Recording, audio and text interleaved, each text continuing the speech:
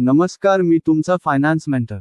आजचा आपला विषय आहे इमर्जन्सी फंड किती असावा आणि तो कुठे ठेवावा. चला तर मग सुरू करूया. कल्पना करा, उद्या अचानक तुमची नोकरी गेली किंवा मोठा वैद्यकीय खर्च आला. अशा वेळी तुम्ही काय कराल? याच परिस्थितीसाठी प्रत्येक व्यक्तीकडे इमर्जन्सी फंड असणे अत्यंत आवश्यक आहे.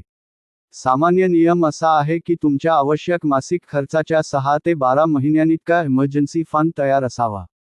समजा, जर तुमचा मासिक खर्च 30,000 रुपये असेल, तर तुमचा इमर्जन्सी फंड 6 महिन्यासाठी 1,80,000 रुपये आणि 12 महिन्यासाठी 3,60,000 रुपये इतका असावा. पण हा पैसा कुठे ठेवायचा? चूक क्रमांक 1. शेअर मार्केटमध्ये ठेवू नका. चूक क्रमांक 2. इक्विटी म्युच्युअल फंडमध्ये ठेवू नका. कारण इमर्जन्सी कधीही येऊ शकते आणि त्यावेळी बाजार खाली असेल तर आपल्याला नुकसान होऊ शकते.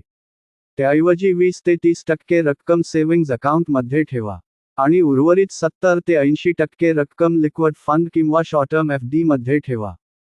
इमर्जन्सी फंड हा गुंतवणुकीसाठी नसून आर्थिक सुरक्षिततेसाठी असतो.